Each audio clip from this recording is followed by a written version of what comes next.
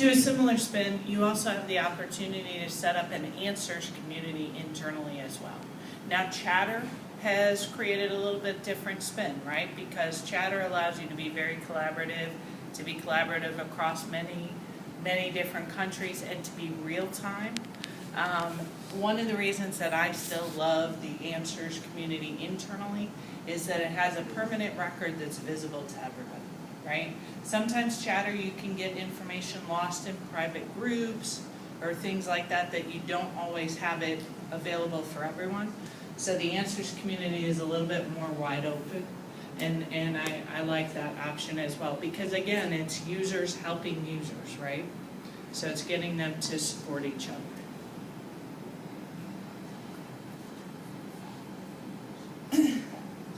How many customer portals? Anybody? Yeah? Okay. Partner portals? Yes? and this goes to our piece where we're saying our customers and our partners have no visibility, right? A lot more opportunity for collaboration. If you've got partners that are helping you manage your marketing and your lead gen, right? A lot more collaboration can happen with that partner portal where you're working on the leads together. Working on certain deals, and you've got to involve a partner, get them in there for partner portal and let them help you work those deals to get them closed faster. The place where I came from, we were very dependent on partners for support. So we had a lot of third-party apps where we were tier 1 support. Tier 2 support was the partner. My poor guys were sitting there sending an email to the partner. Was the partner responding in a timely manner? No. The partner wasn't giving us anything to act on. Where we got them on the partner portal, and all of a sudden now we had greater visibility for our partner management team to be able to go to them and say, you know what? We've got low customer satisfaction, and it's because you're not following up. You need to step up your game. So that helps us ramp up more. To that point too, anybody using Salesforce to Salesforce connections? Yeah? Good.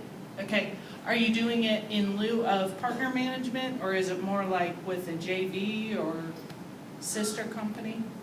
Yeah, we're not using it anymore. Okay. And it was With a partner? There were some limitations in the partner, like the security? Yeah. Okay. And so the Salesforce to Salesforce connection will allow you to identify certain objects that you can share across Salesforce orgs and define which fields get shared and how they map. It's beautiful. It does. It all is, right? There's all going to be kind of different sides to the coin, but it's another nice option. Yep. Okay. And again, I think we've got majority of this covered with our screenshots. Yep. Okay. So now that you kind of have an idea of adoption strategies, you've got some adoption efforts put into place, and your users start using Chatter more, or they start using reports more, or they start quoting more out of Salesforce instead of off of an Excel spreadsheet that they upload to their opportunities. And so now you've got the ball rolling, right?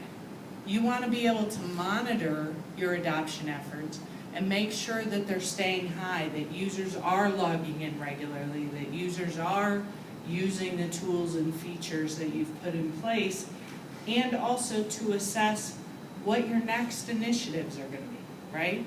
Okay, we got them in now they're doing quoting. Now can we do renewals, or can we do contracts, or can we start getting assets in so we can do entitlements, SLAs in our service department, right?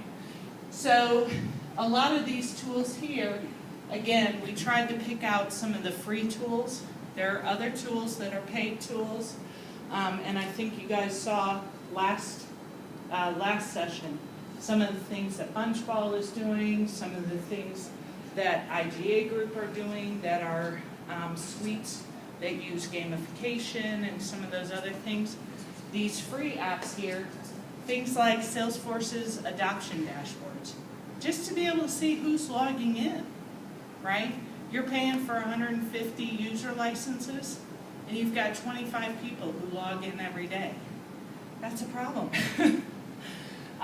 User adoption dashboard is an alternate option from ArrowPoint. It's also free. The chatter usage dashboards are great. There are about 25 dashboards, and they're customizable. They give you additional report types that you can go in and make your own reports. And then the chatter game. It's the gamification Salesforce style.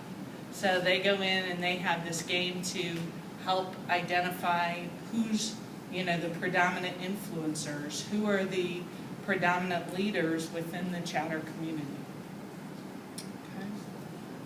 And I think that is, so in summary, what we want to make sure to do is know what your adoption objectives are, where are your pain points, what is going to be critical, and what's going to be the big win within your organization.